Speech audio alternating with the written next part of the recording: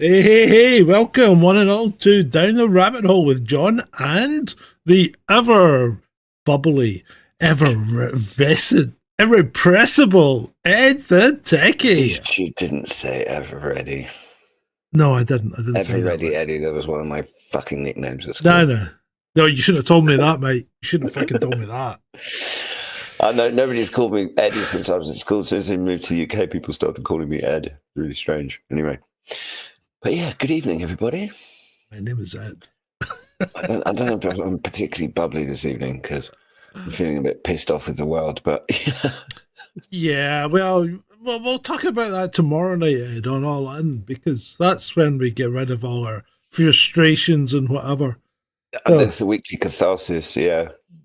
Yeah. So good evening to the troll room. It's early doors, but we've got Brett, mate, Nick to read us, and Julie and Robin. Robin, good to see you. Oh, and Shalini. Hello, Shalini. There we go. There we go. So that's something to start with. Let me just check that the vertical stream's running, see if we've anyone popped in there yet. It is running, but no one in yet. I shall give them a message. Remember, you'll need to be a subscriber for 5 minutes in order to comment. So I don't ask much. You don't even need to pay if you don't want to. Everything comes to you free. Free. But you can always donate at the link on screen, coffee.com/Sergeant Grumpy. Right. Okay, Ed. Where are we going tonight? So, did you see the stuff about the pyramid? Let's cover that first, shall we? Right. So apparently, there's been this although the sound survey of the pyramid for that. So this sound survey of the pyramid has examined the middle pyramid, I believe, the Khafre one. So the big one's Khufu's, isn't it? You know, the large Giza pyramid is Khufu's. The middle one is Khafre's. I don't know who the small one is. That's probably the little bear. But anyway. Yeah, I mean, it's some sort of new funky technology that I don't necessarily completely understand. But yeah, they've discovered structures going down 600 meters or something. I mean, we're not talking small. It's almost, I mean, some of the images that I've seen make it appear like the pyramids are actually standing on top of giant piles? What are they called? Piles or nuclear control cylinder? rods? I mean, they have. I don't know. I mean, I've seen the raw imagery. Yeah, and I think that some of the internet commentators, as they want to do, are kind of big jump, potentially seeing. Well, I think they're seeing details in there that might not necessarily exist. All we know for certain is that this tech has shown that there is something very, very large under the pyramids that are almost like columns or piles, as you said. I mean, or it's like, always interesting. Dare I say, do they look a bit like nuclear control rods for a nuclear reactor? I don't know. I'm just making big jumps as well at the moment.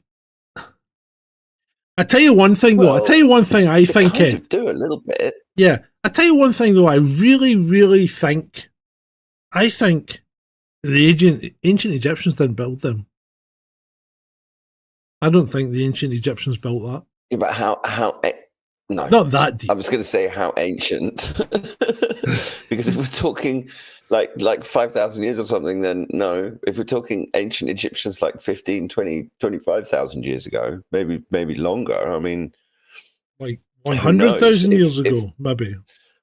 But it's possible. I mean, if anything, this whole thing is lending some credence to the ideas that we've covered, or the theories that we've covered in the past relating to the pyramids as some sort of energy generation contraption or something. I mean, let me just share one of my screens because everybody's talking about this. Yeah, do you want to put the slide up? Mm-hmm. So we have loads of internet talking heads that are currently discussing it, and you can see from that one essentially what they're saying is there. They're also indicating other structures potentially within the pyramid itself. Yeah. Well, I'm not they sure. look a bit like the structures that are in. No, I mean we've seen these structures in the big pyramid anyway, haven't we? These are the kind of things that how they crawl into the space, and these are like I don't know. They indicate that they're support structures for the bases, but really I don't know. I mean I don't know. I mean they're not. It's not a tomb. It's not a tomb. Wasn't nobody's buried in them? You know. I think I think anyone that's still thinks it's a tomb, what the hell are you doing watching this show? You should go and watch the BBC or something. And I mean, when you actually think about the weight of these pyramids, I mean, it would kind of make sense to have something underneath them. If whatever's underneath them is not solid enough, then I mean, if it was modern construction, you would put piles into the ground and then you'd build on top of the piles, like stilts, effectively. Yeah. I mean, if you look at the Netherlands, almost the whole country is built on stilts, but they're just in the ground.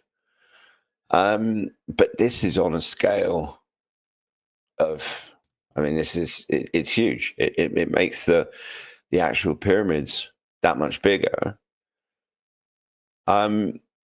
And then I've got two questions. One, what were they for? Was it part of the construction?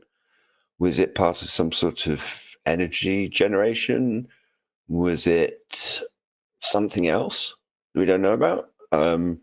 Passage into some underworld or something? Who knows? I mean, there's all sorts of stories about underground people and things like that. And then the other big one is... No, I was going to say, sorry, the other big one that I've got, the other big question is, are we going to find out any more? Or is this just going to be like Göbekli Tepe, where archaeologists just deny it and cover it up and try not to think about it? And if you start talking to them about it, they stick their fingers in their ears and hum very loudly. Yeah, there's not a lot going on in Göbekli Tepe just now. So Nectaridis says, the claim is that the sunken tubes are hollow with a staircase path around them, helter-skelters. But why would you... I mean, I'm completely prepared to accept that might be possible, but why would you need multiple columns, all of them hollow with staircases? I mean, if you're going to build a staircase to somewhere, why maybe one, maybe two, so you have a backup or something? Well, what about... Right, hold on. Let's step back a bit. What about if these hollow tubes weren't buried? What about if they stood proud of the landscape as it was at that time and they were reaching up into the sky? Then you would need a staircase on each one. Yeah, but that's... I mean, it's enough of a feat just to build these bloody things with all of the alignments and the perfect geometry and everything else, but to actually build them on top of freaking columns. Yeah, but we're not talking about... I mean, let's be honest. The ancient Egyptians didn't build these things. They had fuck all to do with them. I really seriously doubt that the ancient Egyptians actually built the pyramids in the first place. But let's I don't think these ancient Egyptians know where the pyramids... I bet they knew about as much about where these things came from as we do. Yeah. So if these things were built, maybe they were built proud of the land at that point and it's filled in since. Maybe these were built hundreds of thousands of years ago. And I am not, you know me, I am not saying it's aliens. Definitely not. But it might have been an ancient technological civilization that all traces have been wiped out due to a cataclysm. Well, I mean, sure. I mean, the what's his face on Twitter, the ethical skeptic who has come up with the theory that the pyramids were submerged in water and that you can see not the results of rain, but the results of actually immersion. And if there was some sort of flood that deposited massive amounts of silt on this site or sand that wasn't there before, it's entirely possible this whole thing could have been buried over the course of thousands of years, which is what we're talking about. Yeah, it could have been. Until those floodwaters receded, you would have had ocean currents and all kinds of stuff, all sorts of different forces that were moving material, plus the initial cataclysm as well. Yeah, I mean, even just look at the Sphinx. I mean, that was buried up to its chin, wasn't it, when we found it? Mm-hmm. You know, it wasn't sitting proud of the desert. And they reckon there's things under the Sphinx as well. Mm-hmm. And I mean, if this is just one of the pyramids, is there stuff under all of the pyramids? Are we even going to find out? We know that there's stuff under the big pyramid because there are chambers and tunnels down there that we've been down, right? Because you can descend through some of them into like chambers that are filled with water and stuff like that.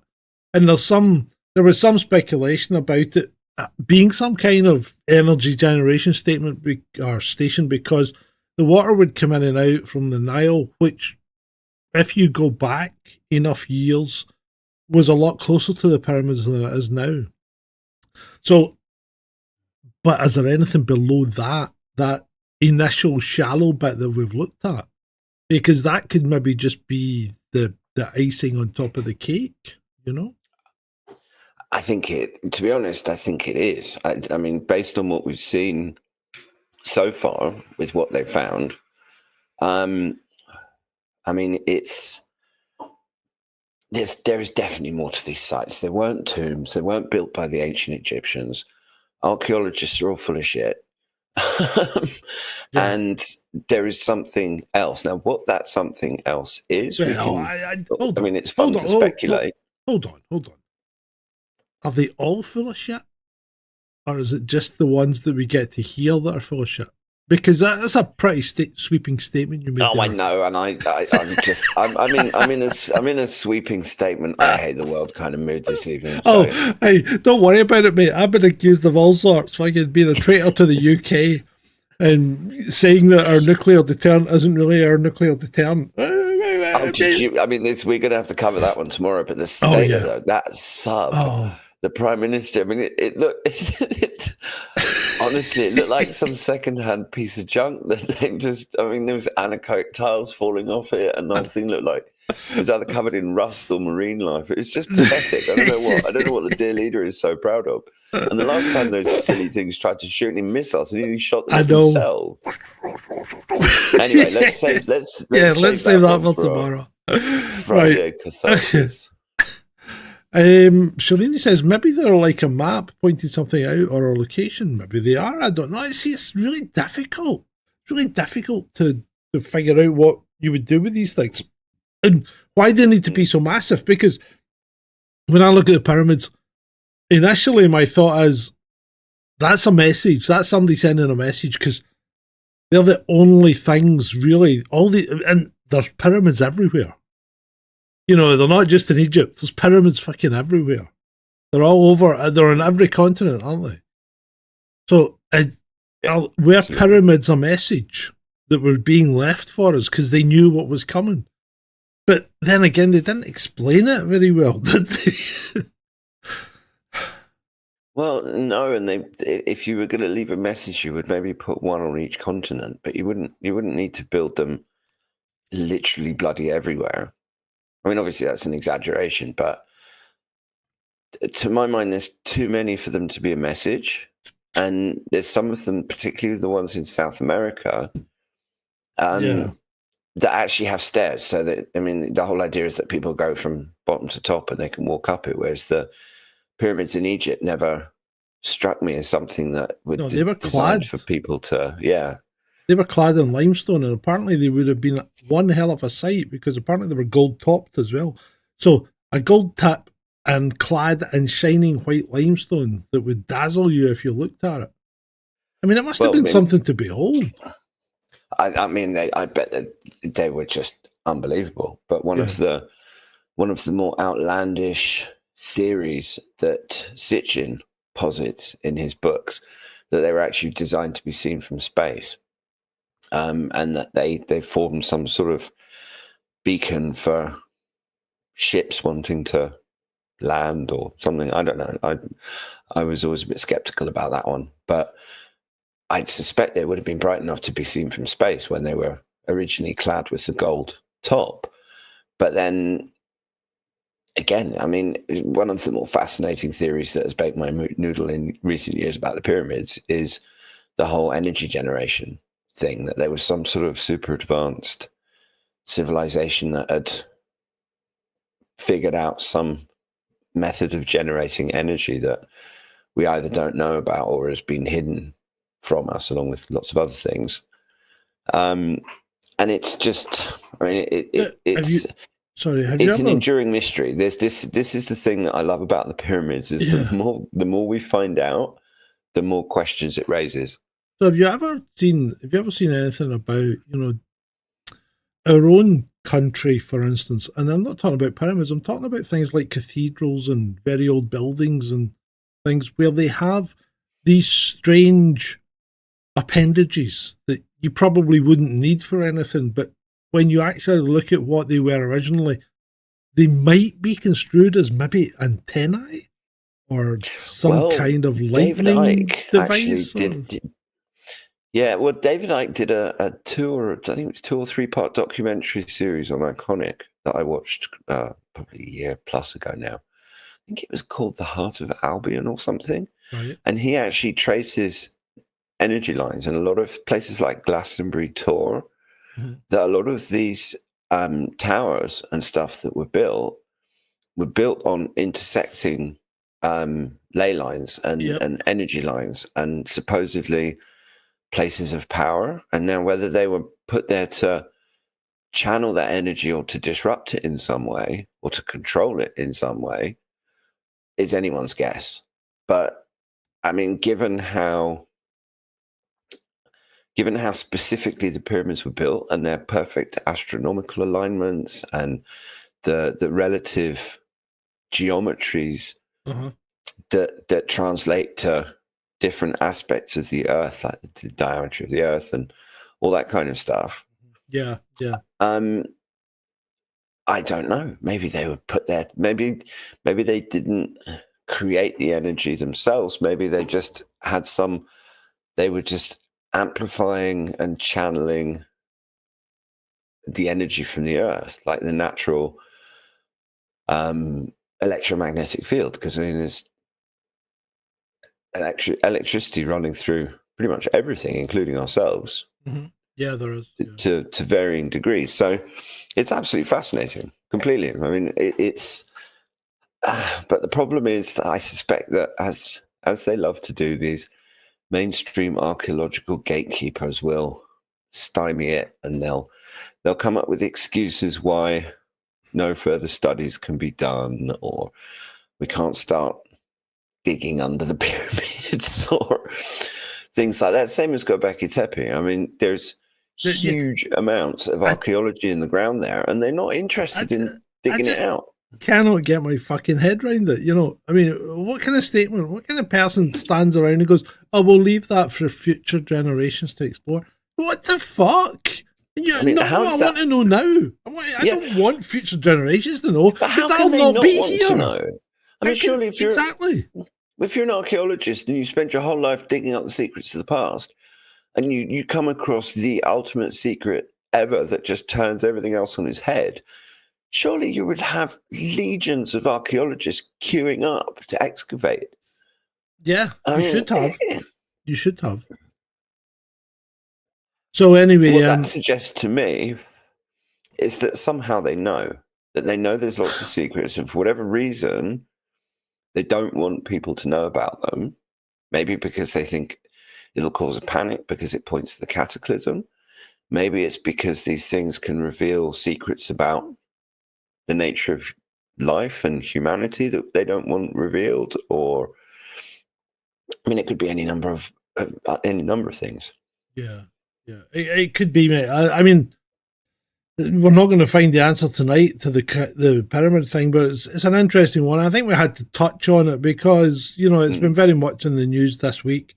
And also we're going to have so much hit for tomorrow. Yeah. Splitting it up because it is a bit more rabbit holey than all-in-y. Yeah. So yeah, interesting.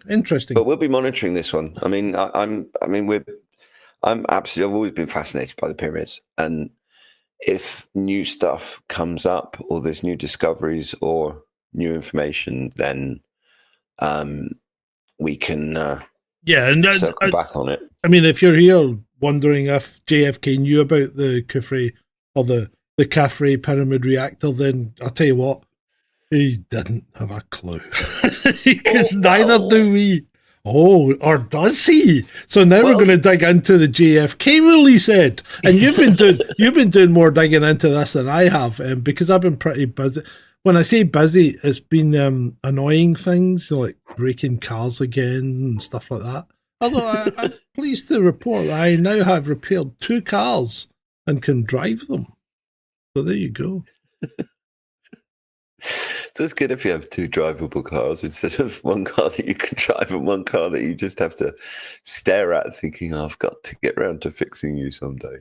Well, I just take mine to the garage. I couldn't fix my car. I would do that. I would do that normally, because as I got old and lazy, I would pay people to fix things for me. I mean, when I was younger, I used to do it all myself because I didn't have any money, but I had lots of time.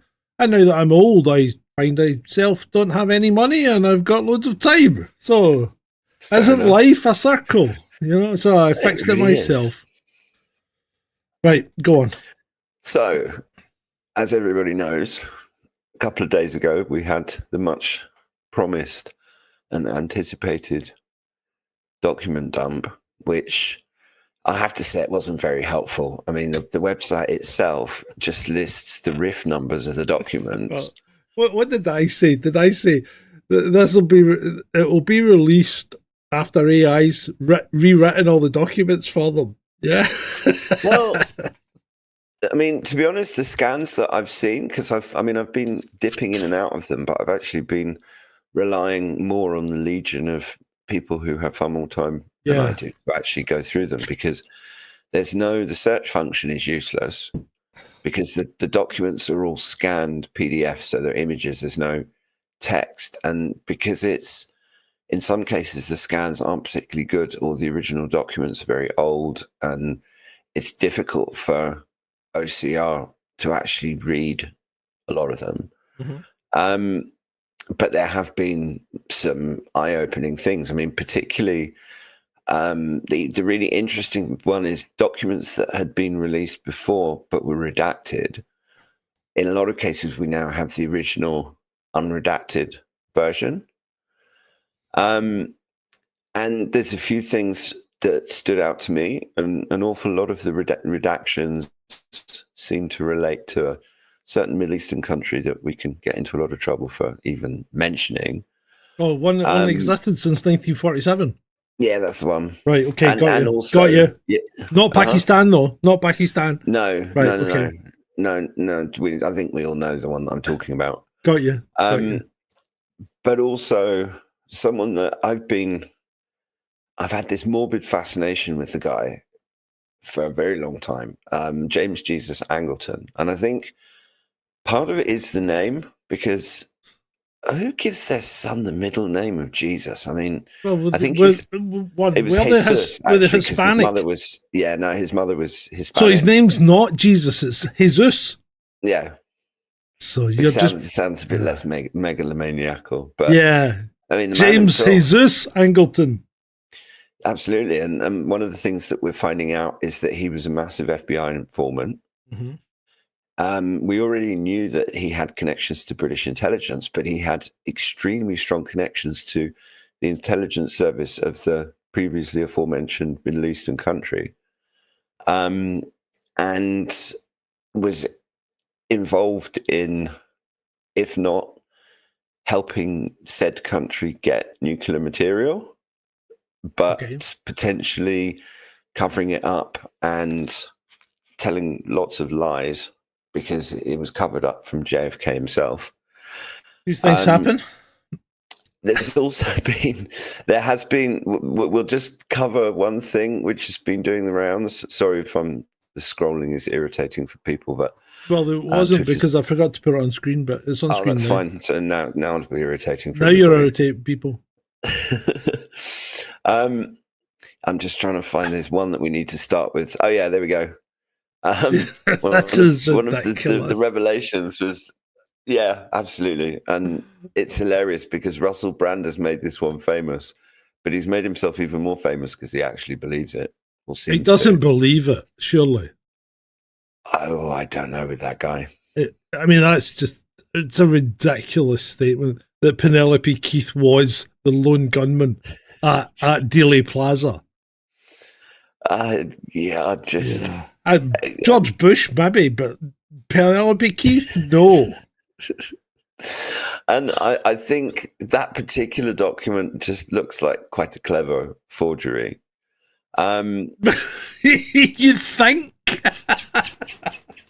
One of the interesting. Let's see if we can enlarge this. Penelope Keith. Do you remember what was the Good Life?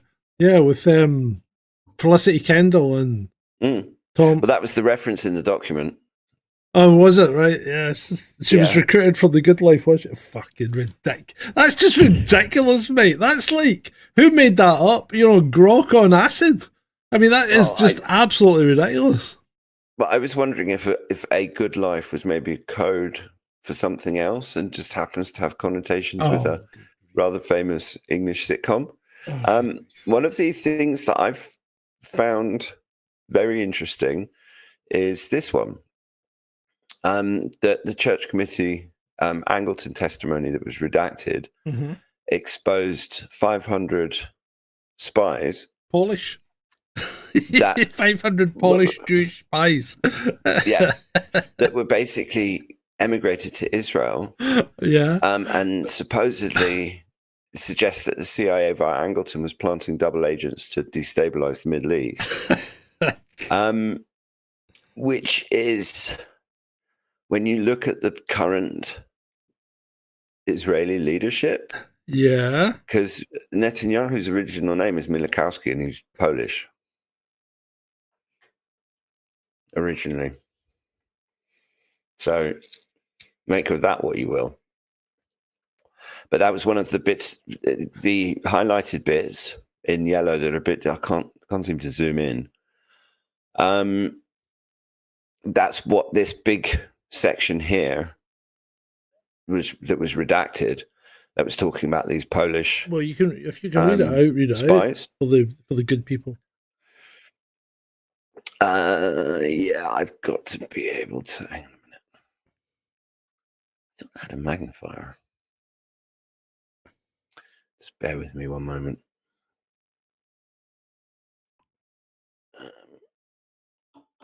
Hang on, I'm just going to do a very quick. Bear with Ed. I'm just going to see if I can get a screen magnifier so that we can do this properly. Magnifying glass over Zoom. There we go. Bum, bum, bum. And the musical interlude, I said.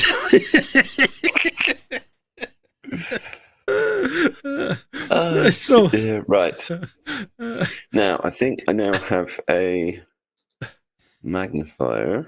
Paul Armstrong says, it's great how Ed and Grumps keep you entertained every Friday. It's fucking astounding to me, mate. It's astounding that we managed to keep you entertained. I don't know how people keep coming. I actually think you guys are freaking amazing putting up with this somehow. Let me just see if there's a. Where are we? No. Brittany's father was a Polish Ashkenazi. That's I don't even know what an Ashkenazi is. I must admit to being completely naive when it comes to religion. It takes me ages to find out about stuff, because I really don't like cults. The Ashkenazis were originally Khazars. I don't really like cults because the Khazaria, because they were in between. They had Christians on one side and Muslims on the other, and essentially the king converted the entire country to Judaism. And this is Khazaria, kind of Ukraine sort of area. And so Ashkenazi refers to the non-Semitic. Right, keep talking to them while I try and send Dave Barnes a link to the horizontal chat. because he's stuck on the vertical. And it doesn't appear to work so, if you put it in the thingy. Right, hold on.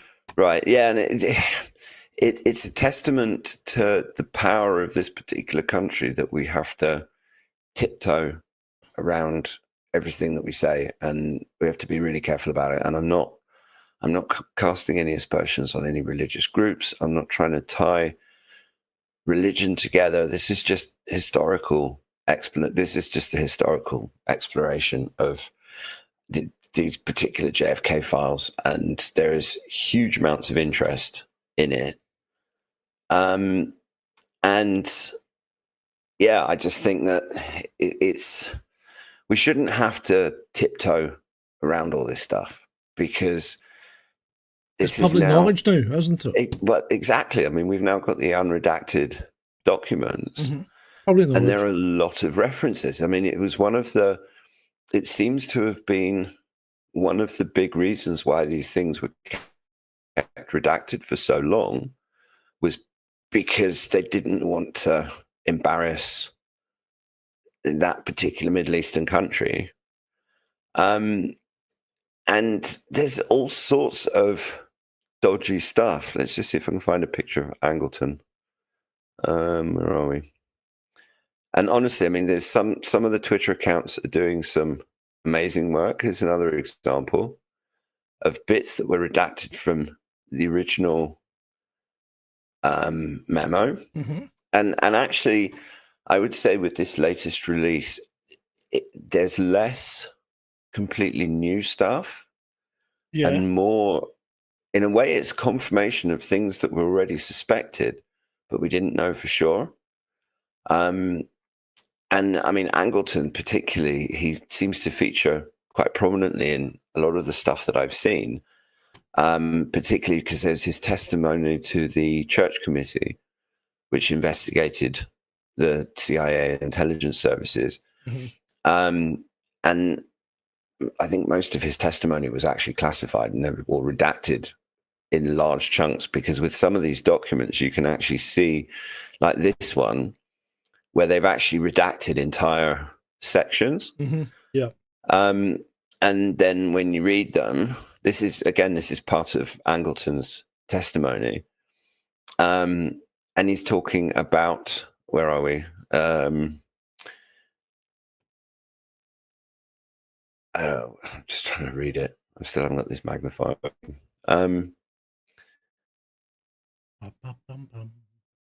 But it's all connected to nuclear weapons, because Israel has always had what they call ambiguity about it. So they've refused. I mean, everybody knows that they've got them, but they refuse to admit that they've got them, and they refuse to sign the non-proliferation treaty and nuclear non-proliferation treaty, I should say. So the thing is that this stuff is actually explosive, to the point that it's really interesting that they've released these files, frankly. I mean, I know they said they were going to, and it took longer than they said it was going to, but the fact that they've done it, and if you mention this on Twitter, you get it's like sticking your face into a hornet's nest of bots and shills and the usual suspects that essentially just jump out on and immediately start attacking you and calling you various names and all this kind of thing. Yeah. And also, I'm not sure how much coverage it's getting in the media, because it's, I mean, apart from anything else, I don't actually watch the mainstream media. But there's interesting things that have been redacted about Oswald as well, and the fact that he was very much being tracked by the CIA. They knew where he was, and he had a handler. There's also a letter. One of the first things that came out was, where is he? This was the Good Life memo here. The lone shooter in Dallas, Texas on 22nd November 1963 was Miss Penelope Keith, star of the BBC television program The Good Life. Oh, dear. But supposedly the Soviets had sent warning of the assassination to the Americans, and British intelligence knew 25 minutes before the assassination happened that something was going to happen. And let's see if this one has got. I'm just trying to find a picture of our friend Jesus. Where are we? Was that Trudeau's dad? You just scrolled by here. Yeah, let's go back. Oh, there we go. You don't need to go back. I'm just saying. Well, yeah, another news. Bloody hell, he looks like him, doesn't he? Yeah. Released a piece of information, the CIA member confirming that CIA officer George Joannides had funneled $25,000 to an anti-Castro Cuban exile group that had interacted with Oswald.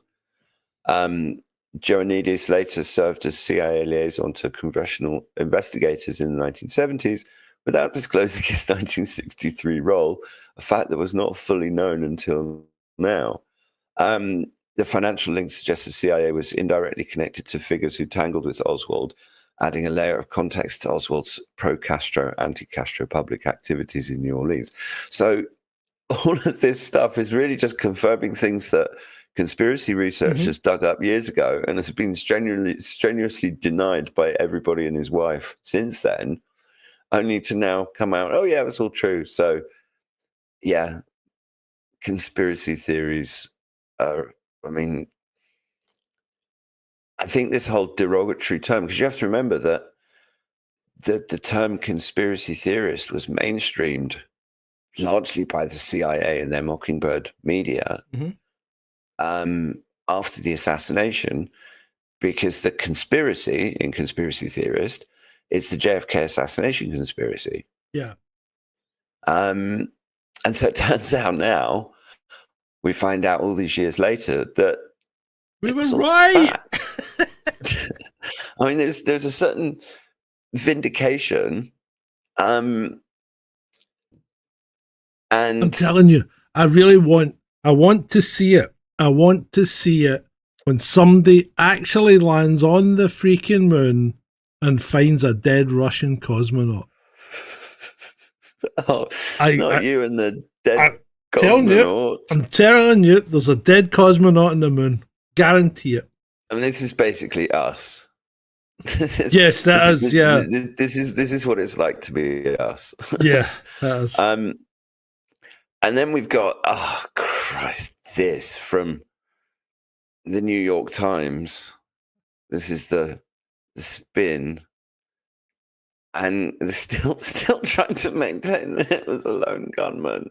I mean, just you can't. It boggles my mind how some people just can't let go of the. It's the cognitive dissonance. That's what I was looking for. Yeah.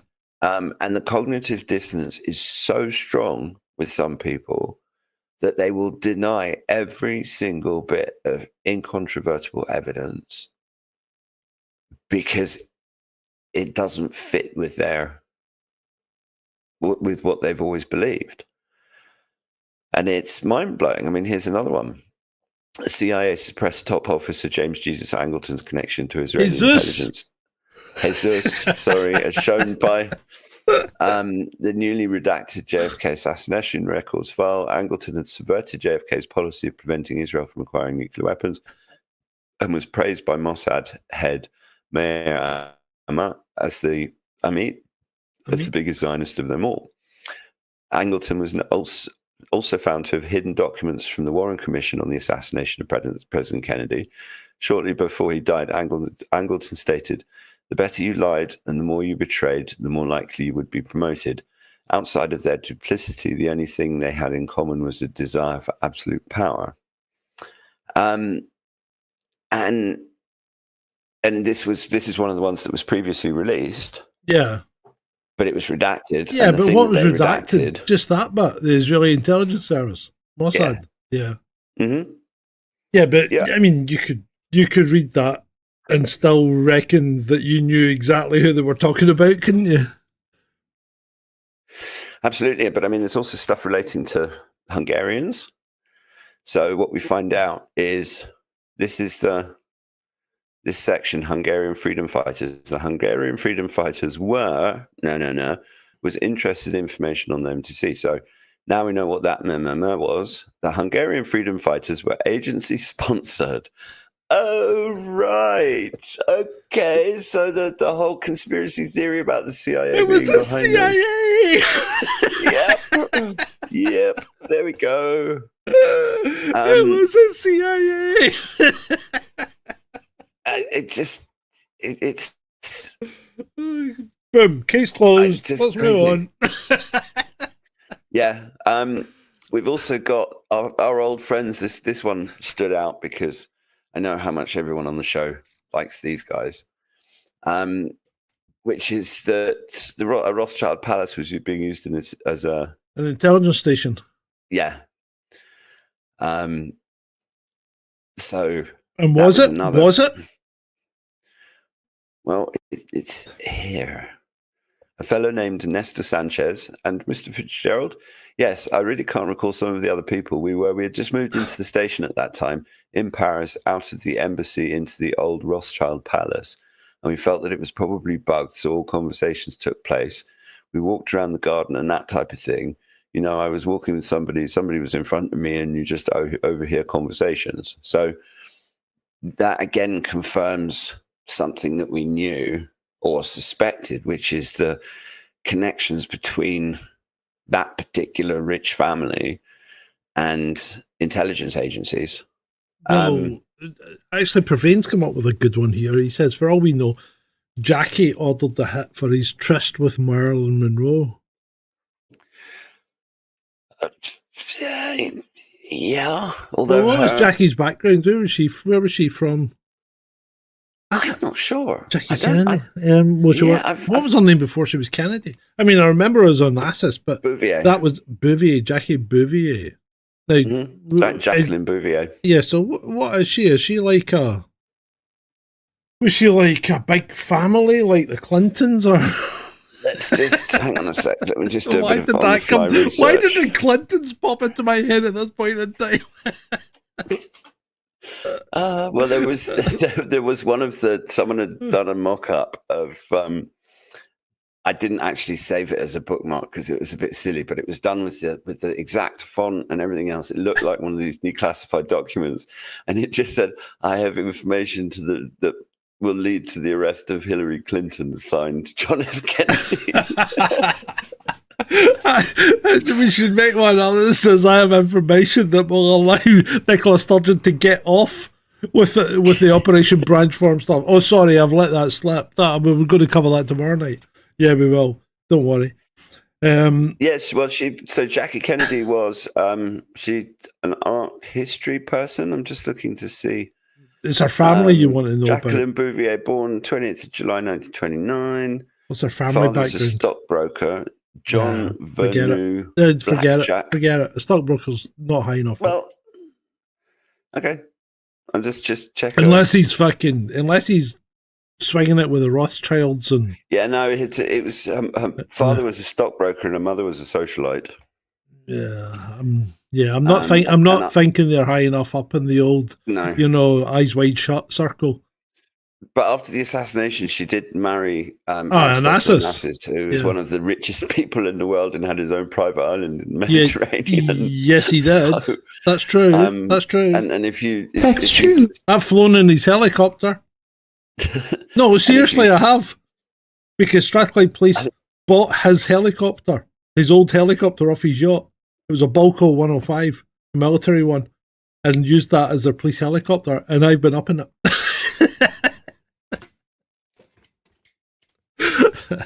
It's amazing how these things all tie together. It's like that guy Kevin Bacon says, 6 degrees of separation. Sure. Yeah. Are we still up on the screen share? Because this is the one that I was talking about earlier on. Yes, we are. That received from James Angleton, CIA, under part emanating. Angleton, he gave so much information to the FBI that they actually had a code name for him. So all of the information that he gave them was attributed to Bureau Informant 100. That's not a fucking code name. That's a designation. We're talking about. That's a designation, isn't it? Bureau Informant 100. That means there's what, 100 Bureau Informants? Maybe. That's not much of a code name, is it? I mean, a code name is something like, you know, Deep Throat. That's a code name. Yeah. But again, we've got another piece that was redacted relating to our friendly little Middle Eastern country. I don't know why I need to learn Greek history, so, John. Tell me why. Why do I need to learn Greek history? I was only talking... in fact, I rarely said anything about Onassis, to be fair. Right, Alan Dulles gave him his authorization to handle dissemination in this matter. We continue to receive information of value on it. Oh, yeah. So this guy was feeding them. He was feeding them much info. It sounds like he was feeding everybody info. And the thing is that Angleton was head of counterintelligence. So his... Was it real, though? That's the thing. He was massively paranoid. Was it real? Was it real info? That's the problem. Well, this is the good question. Was it cherry-picked info? Yeah. And how much was... Because if you're in a position like Angleton was, where you're disseminating information to the FBI, you're handling the relationship with British intelligence, you're handling the relationship with Israeli intelligence, and God knows who else. Yep.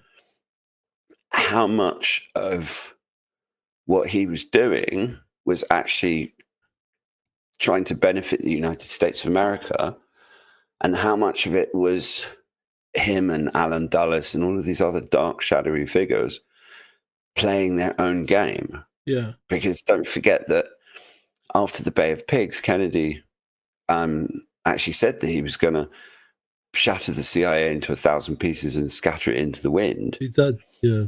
Which might have been, on reflection, may have been an error. Well... With the cold hard look of hindsight, it may well have been an error. Mm-hmm. But anyway, absolutely. And I mean, long story short, so far these files don't seem to reveal anything about the assassin. But one of the absolute best books that I've read about the Kennedy assassination was by James Douglas, and it's called JFK and the Unspeakable. Mm-hmm. And one of the things that he talks about a lot in that book is he tries to get across the point that it's less important who killed Kennedy than it is why he was killed. And the unspeakable that he mentions are those forces that were responsible, all of them, collectively, because it wasn't just to say that it was just the Israeli intelligence, or just the CIA, or just the Cuban exiles, or just the mob, or whoever. It wasn't. It was. They wouldn't have been able to pull. Yeah. Go on. I think it is important who killed them, because I think what the guy's trying to say, though, is that while it is important that all these people killed them, i.e. the deep state, they killed them to hide the deep state, didn't they? And do you know, does that not leapfrogging forward a few decades, does that not make you worried about someone in power right now? Because do you think he might be a target? Because he's been a target. Yeah, but do you think he might be a target of the deep state now that he is? I mean, everything he's doing is going against globalism, really, right? Mm-hmm. So you've got almost the entire world. I can actually understand why he's kind of aligning himself with Russia, because I know Putin had his moments and did look like he wanted to join in, but they've pushed him away. You know, they pushed Putin away, the globalists, you know, because I think Putin would have been in there. He'd have been in like Flynn. I don't think he wanted to be left out. And I might be wrong. I might be wrong, but I think you're absolutely right. No, I think he wanted to be in there, but they pushed him away, and they've pushed him to China, and now Trump has nowhere to go. He's nowhere to go except to join them. That's my thoughts. Absolutely. Well, no, I think you're absolutely right. And the thing that people, thanks to 20 years of media propaganda, what most Westerners don't understand is that Putin is a very Western-leaning person. I mean, he spent time in Germany. He speaks English. He speaks German. You only ever hear him speaking Russian because he's president of Russia and he's talking to the Russian people, which I think is great. But I bet if he's actually on the phone with Trump or sitting in a room privately with a world leader, he probably talks to them in English. Yeah. Well, look at Lavrov. He speaks to everyone in English when he's speaking to the English, or the English speakers. Yeah. I mean, this one that I've pulled up is a redacted bit about honeypots. And it was essentially it was a hold on a sec. Soldier's thrown out a challenge to us. Hi, Soldier. I don't know why you can't see the flies or just a bone being thrown to the plebs to chew on. You know what? Come on, mate. Come on, and we'll discuss it. I have no problem. That would be great. I think we can have a good discussion about it. So, when it suits you, let me know. You've got my DM. DM me and come on, and we'll chat about it because, if you can convince me, then fine, But if you can't, then you can't, I mean, if you've got something to say, let's talk about it. Let's talk about it properly. And to some extent, I do agree with Soldier that this is a bone, but it's actually a bigger bone than I was expecting because there is a lot of... Mind you, I might be picking you up wrong, Soldier. I thought you were talking about me going on about Trump. Maybe you're talking about the... Because maybe he's right. So maybe I'm picking things up wrong because I thought he was talking about me, bashing my gums about why Trump can only go towards Russia and China. Mm-hmm. But if you're saying this, the JFK files, oh yeah, that is a bone. That's just fluff. That's just fluff, mate. But I'd still love to get you on the show. Just love to get you on the show. The problem is, Soldier, what you're talking about, that's a tricky thing. Maybe we should get together and do a Rumble show. Maybe that's what we should do. Because there are certain things you can speak about. Go into this one, Yeah, I think maybe we should talk about that on Rumble. And so DM me, phone me.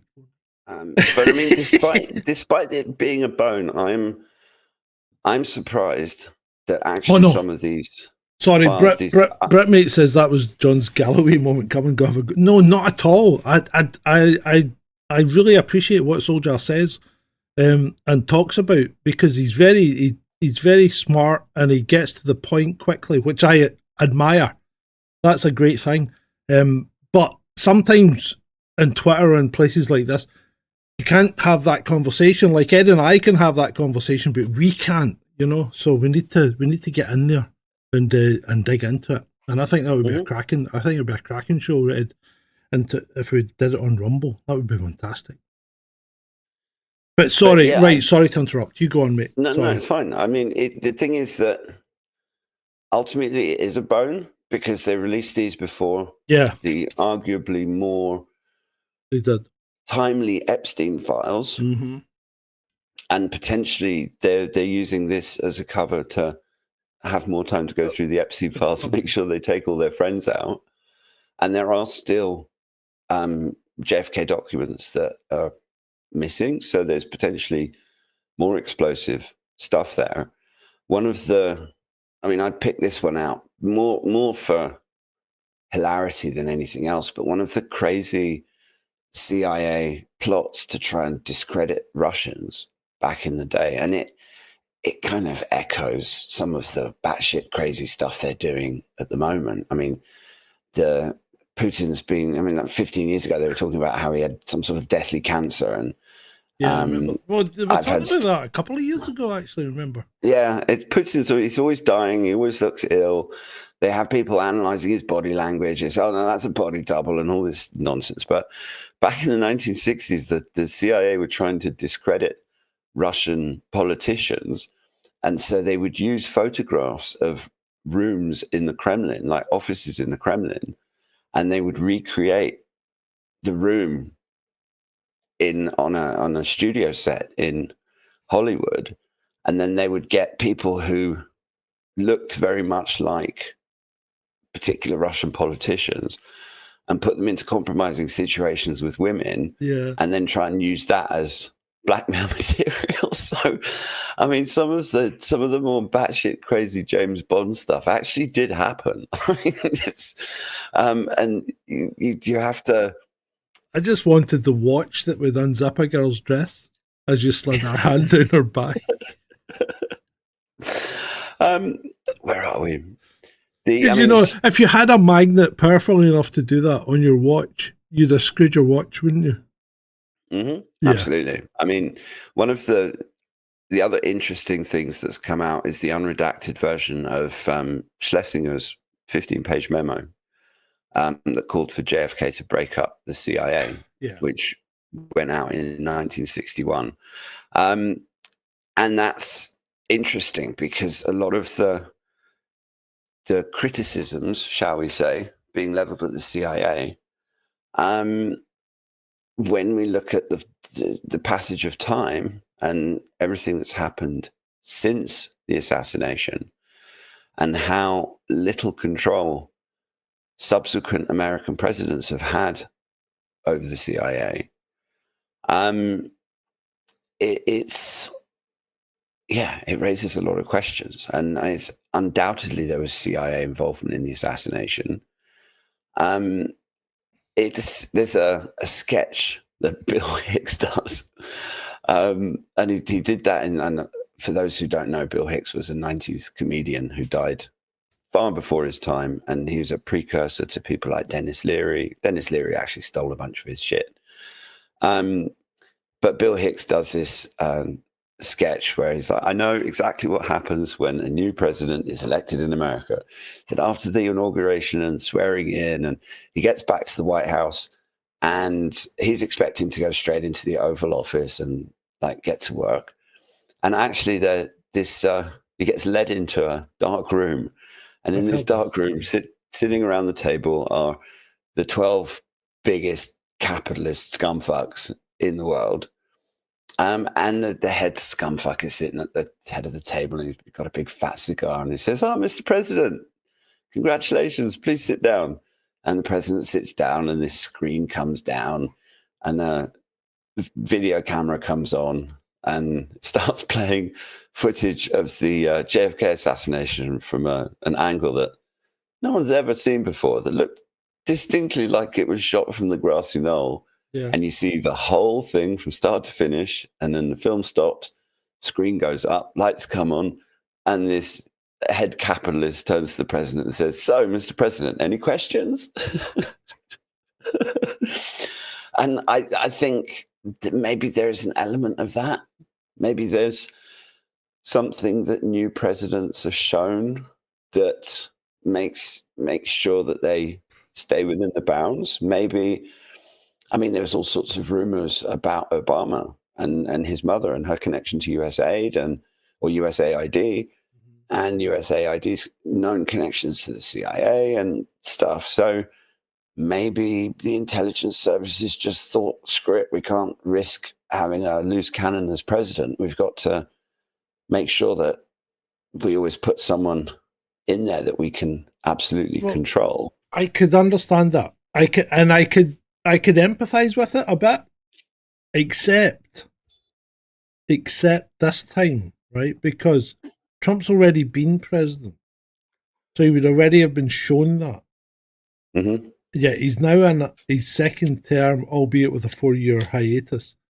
But he's now in his second term, and he is fucking going at it like a Wolverine when it comes to the deep state. He's not holding back.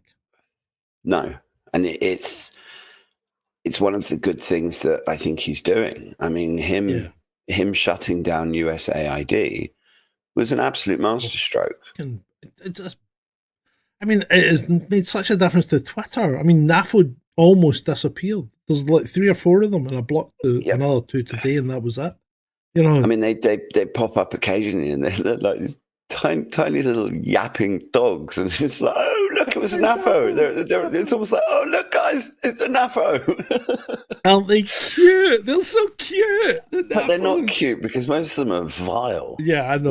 They're like the 77. But they're cute. They're cute when there's so little of them, you know. I know. Yeah. No, and it's really satisfying. And there was another. I mean, I sent one of the links I sent you for tomorrow's show. Right. Was for tomorrow's show? Those links? No. Those links were for JFK. Right. Okay. No, I haven't sent. No, it's a bookmark. Because I have 2 bookmark folders, and so my list of links for tomorrow is going to be ridiculous. Oh Jesus! Okay, but get stocked up, people. Tomorrow will be a marathon. Tomorrow is going to be a massive show because there is just so much mentalist nonsense going on. I think Joey nails it there. This is the storm he spoke about in his first term. Yeah, this is what's happened after 4 years of reflection and being pissed off and not being able to do what he wanted to do. So he has gone on like a tornado. Right, what are you talking about now, Ed? Well, no, this is relating to Cuba, I think, agricultural sabotage and essentially really nefarious things that they wanted to do. Agricultural failures by introducing biological agents, essentially trying to starve the Cuban population, and then making it look like a natural disaster because all of the crops died for whatever reason. Well, I'm only doing that just now anyway. Well, yeah, but the thing is that... No, I didn't mean that. Shut up. Well, in rabbit hole land, we've always kind of just assumed that these things were true without actually having any evidence, just lots of different dots that lead to places and arrows that point in directions. Yeah. But no actual hard, incontrovertible evidence. Exactly. And one of the things that these files are actually doing is just unredacting things that were redacted before that people kind of thought, well, that's got to be that particular group. So they're kind of confirming pretty much what we knew. The thing they're not confirming though is who did the actual shooting. Yeah, that's so far. I mean, we have to remember that it's nearly 80,000 pages. Yeah, but people will be fucking going through this like a Absolutely, but I mean, they've only been out for a couple of days, so I fully suspect that we're gonna have material that we could probably circle back on this one in a week or a month or however long it takes. Possibly. Because, I mean, there's been some really interesting stuff found in the last couple of days. Now, am I expecting some miracle document to show up with a list of names of people who actually did the shooting? No, obviously not. And is there anything massively new in this release? Not really. I mean, there's a few little tidbits about Hungarians and stuff that we kind of knew already. And I mean, that thing about the 500 Polish spies. Yeah. That was kind of new as well. I mean, fundamentally, these are all things that you could kind of figure out. I mean, there's our friend. That's James Jesus Angleton. Jesus, sorry. I don't mind. Call him what you like. I don't care. But he's just a really creepy looking dude, though. Don't you think? Yeah, he just does. has. He looks a bit like does he look a bit like Havre Keitel? Or a little bit. Or someone else? Does he look a bit like Magnus Pike? Do you remember he's just, I don't know. Yeah. No, he's just, I don't know. There's something about him that's always creeped me out. He's super paranoid as well. Yeah. Like, because, I mean... Looks a bit like Ashton Forbes, an older version. He does, doesn't he? Yeah, he does a little bit. Oh dear, I wonder if. Let's not go down that one. No, Ashton won't be watching us. Not after the shit I give Ashton. But I mean, this gives you an idea of how many of the things that were redacted were specifically relating to Israel. Yeah. And it's I mean, I think it's absolutely crazy. If we go down this, someone did a nice helpful thread. So he was determined to stop them from developing nuclear weapons. And he was putting them under a lot of pressure to open up the facilities. I'm trying not to use the name too many times. Yeah. And there's also a presidential resignation. Ben-Gurion mysteriously resigned. Well, what was the circumstances around Ben-Gurion's resignation? I really don't have any great knowledge of Israel because it's not something I've really... I know this sounds horrible. I know this sounds terrible, but I've really never been that interested in the Middle East because it's always been a shithole. You know? The thing is that it's... I know they rule the world. I know they rule the world, but I still... maybe it's cognitive dissonance, but I choose to ignore them, you know? Well, I mean, that's fair enough. And I don't blame anyone who does that because as you said, there's so much trouble and strife that has come out of that particular region. Yeah. I'm fascinated by the fact that 3 different religious groups and so many people have spent so much time fighting over this tiny little bit of land in Jerusalem, for example. And I mean, okay, I understand the religious past and the history, but it goes back way further than that. Yeah. This is the thing, and there's all sorts of this interesting megalithic structures, places like Baalbek in Lebanon, and also the temple of the what is it, the thing that the Al-Aqsa Mosque is, Temple Mount. I can't remember. Anyway, Temple of Solomon? But there's and I mean there's absolutely fascinating history to it, but it's also been the subject. Everybody seems to want it and has done. We've had the Crusades, and we've had the Muslims trying to invade it, and now the Jews have basically said, "Oh, this God promised us this land, and this is ours now," kind of thing. God? What God? Well, their God, obviously. Well, yeah, I know. I see that. That's a big get out, isn't it? You know, well, God promised us this, so we're going to have it. Well, hold on a minute. What God? Who's God? When did he say this? You know, can you prove it? Imagine taking that to court. And saying God promised us this. Could you imagine? You imagine going to court and they're saying you were caught driving without a license. Well, God said I could drive. I mean, how the fuck are that's a defence, isn't it? I mean, every countries can use it, so why can't you? Well, God said it was okay. Well, but hold on a minute. God doesn't. Well, hold on. God is the ultimate arbiter in this case because God arbitrates over. You know, he holds reign over everything. So surely, if God said it was okay, it's okay. That might be an out for every crime ever committed. Unless it goes against the 10 Commandments. Because I don't think there's a 10 Commandments that says you must not drive without a license.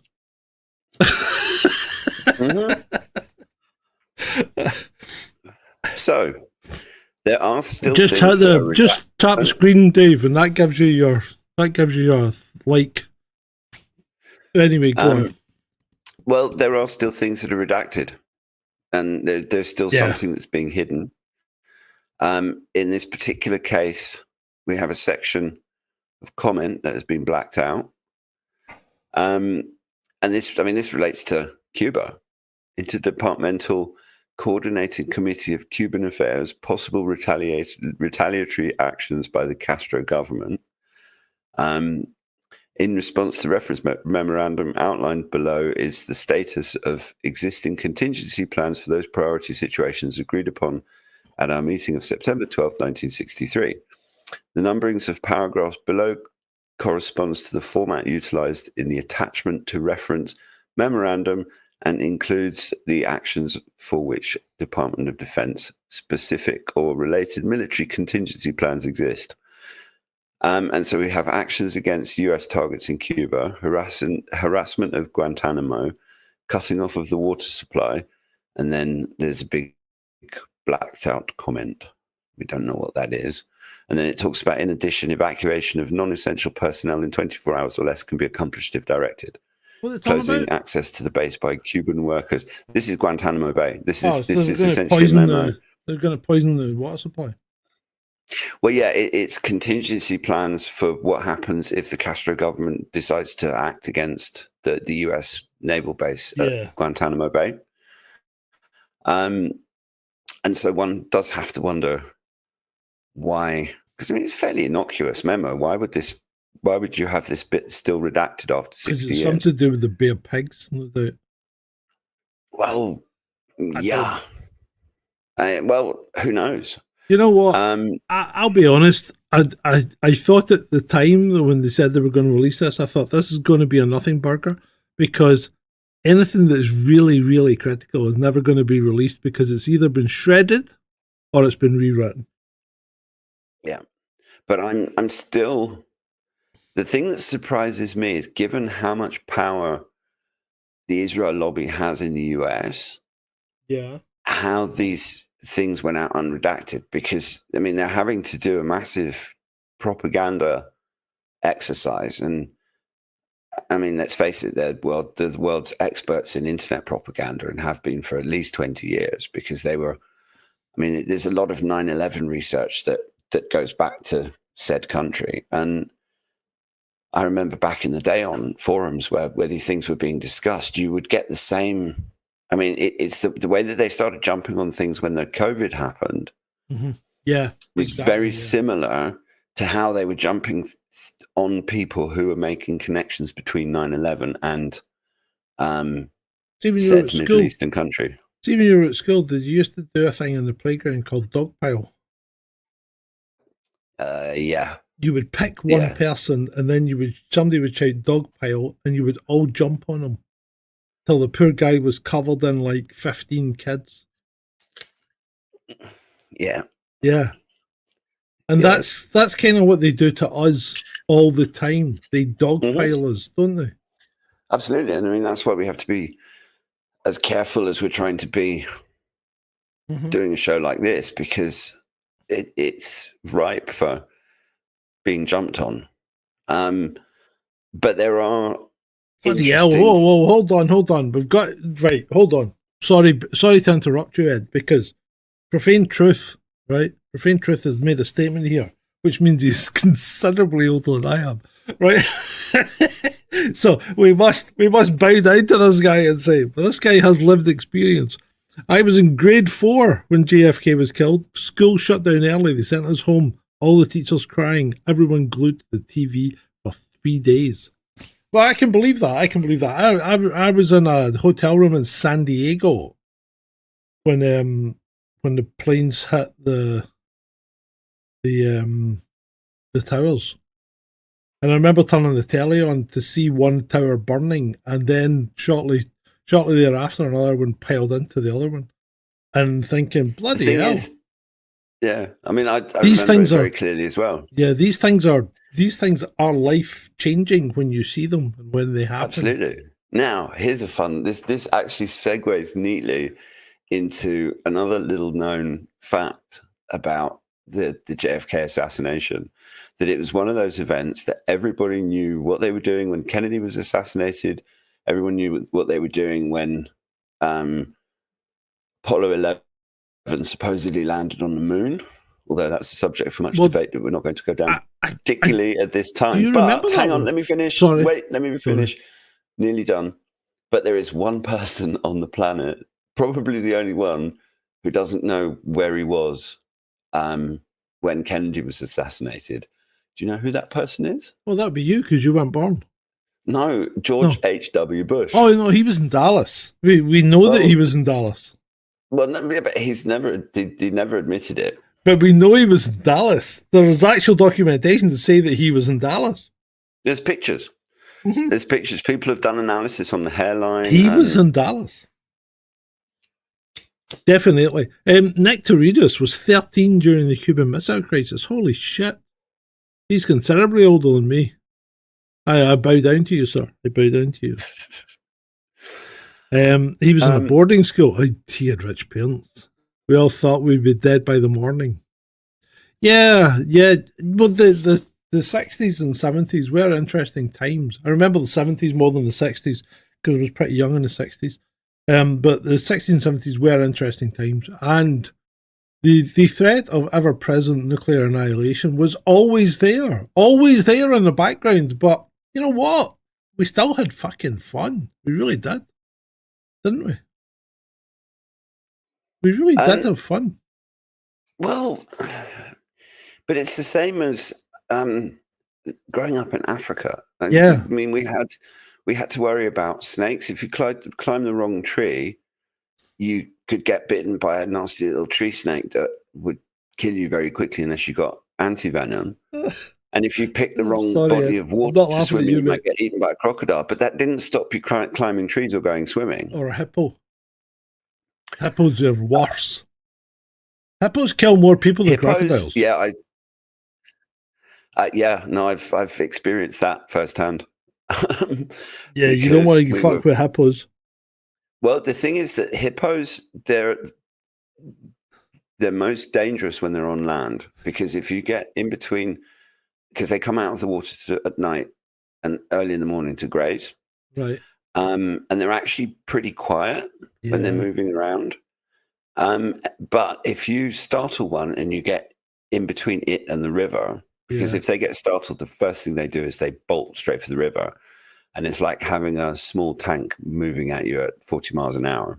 But they're also pretty territorial when they're in the river, aren't they? Yeah, they'll knock canoes over. Here's the thing about hippos, and I'm not trying to teach you to suck eggs here, Ed.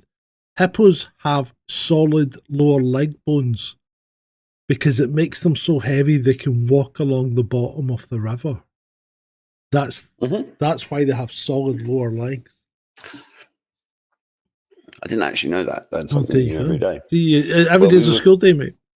Well, we were fishing on Lake Tanganyika once. Oh, I just knew you were going to say Tanganyika. A lodge called Mfuri. And one of the things that, because we'd use this little bait called capento, it looks a little bit like whitebait, tiny little fish. Yeah, okay. And we buy that from a fishing village that was just across the lake. It was about half an hour by boat. And one of my little things I used to love doing, because we used to go up there loads, and I'd always go out on the first morning with the boatman to zoom across the lake and go and get the bait very early. And so he said, "I'll come and get you at 4:30. Don't come down to the jetty. I will come and get you." And so I was up and had a cup of tea. Well, I didn't make it. I literally was getting impatient, because I'm not most impatient of people. And I thought, fuck it, I'm going to go down to the jetty anyway. And I put one foot down on the ground because the chalets were slightly raised. So there's a few steps down to the ground. And I literally was just off, one foot was off the bottom step. And I hear this slight thumping sound. And about 10 seconds later, this gigantic brown fucking thing just goes running past me. I mean, you'd be surprised for something so big. Oh, they can shift. Yeah. Oh, they really can. And then about a minute later, I heard this splash, and my foot went back onto the lower step, and I walked back I think I'll just wait here. And my old man came charging out of the chalet, and he was like, "What the fuck was that?" I was like, "I think I nearly got run over by a hippo." Yeah, that would not have been good. But anyway, so I mean, we're nearly at past. I think there's potentially still more stuff that's going to come out. Well, I think there will be. I think this is another one, Ben, another one, Ed, where we're going to have to do a watching brief. Mm-hmm. Yeah. Well, there was this just before we finish, which is. This is rabbit holes linking together. And this was a memo that was sent by John F. Kennedy on November the 12th, 1963, to the director something at the Central Intelligence Agency. Now, why would you redact the director's position? Don't know. Because that would identify who it was. Well, not necessarily. Is it a name or is it a position? Because if it was a name, that would probably be common knowledge. But if it was a position, if it's a position, they would know the name that they would be associated with that position at that time. True, but it might also be a secret division within the CIA that they didn't. That was like possibly a classified group. I don't know, MJ12, whatever. As I discussed with you previously, I have initiated redacted and have instructed James Webb to develop a program with the Soviet Union in joint space and lunar exploration. It would be very helpful if you would have and this was a bit that was redacted that's been unredacted, high threat cases, reviewed with the purpose of identification of bona fide as opposed to classified CIA and USAF sources. It is important that we make a clear distinction between the knowns and unknowns in the event the Soviets try to mistake our extended cooperation as a cover for intelligence gathering of their defense and space program. When this data has been sorted out, I would like you to arrange a program of data sharing with NASA where unknowns are a factor. This will help NASA mission directors in their defensive responsibilities. I would like an interim report on the data review no later than February 1st, 1964. John F. Kennedy. Now, I can't read any of that squiggle. And then we got another big fucking bit of redacted something here. Are you reading the same thing you've got on screen? Because there's no redaction showing. Oops. Shit. Sorry. I've got too many fucking tabs open. Okay. I do apologize. Which, I mean, we've got redacted stuff at the top. Yeah. Which I don't quite understand. Because if that's just the White House header, why the hell would you redact the White House header? I don't get it. Yeah. So what's redacted? Then we have signatures. Well, at the bottom.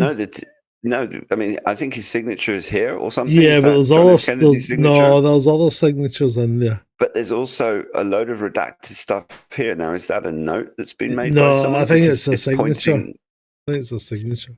Yeah, but it's huge. That's more than just a signature. Plus, possibly. Is a line. Yeah, it's like he's pointing at this name. But we've got up here the director of something, Central Intelligence Agency. Now, what is that? Why would that need to be redacted? And then classification review of all UFO intelligence files affecting national security. It's Lou Elizondo. I don't think he was born then. I'm fucking having a laugh. Right, I've had enough, mate. I've had enough of this shit. What do you think? I think so far the general synopsis seems to be it is a bit of a nothing burger, other than the fact it is confirming what we already knew. Yeah. Yes. Or am I being disingenuous? Or am I being so far? I mean, we've only had 2 days. There's 80,000 pages of documents. Yeah, there is. But there's a lot of people going through them.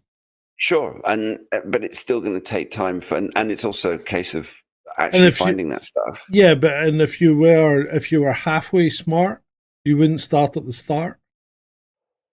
You know, because everybody will start at the start. So jump in somewhere. I've been looking through them at random, and all I can say to the people going through them one at a time is good on you. Someone needs to give them a medal or buy them some beers or something, because there's a lot of innocuous bullshit in there. Mm-hmm. There's like one page, like weird things that just don't really seem to say much of anything at all. You've heard the phrase, haven't you? Bury it in bullshit. Yeah, but I mean, this particular memo is... Because, I mean, there's plenty of assassination research conspiracy people that said that one of the reasons he was taken out was because he was wanting to share top secret stuff with the Soviet Union related to these unknowns that he's talking about in this memo. Yeah. But he was asking for a full briefing from the CIA about these high threat cases, wanting to distinguish between CIA and US Air Force stuff. Yeah. So the knowns are the things that, like, secret tech, and the unknowns are whatever they are. And he's not, I mean, we're not saying that they're aliens. They're just these unidentified flying objects. Yeah. And was this potentially one of the reasons he was assassinated? Who knows? Hey, who knows, mate? Who knows? But yeah, that's a nice way to round it off, because that's like, I love it when rabbit holes collide. Yeah, because we're still waiting for an answer here, aren't we? Yeah, pretty much. Yeah. But I think the fact that it's so much of this stuff that's been now. Here's just a final little rabbit hole thought to finish things off. Go on.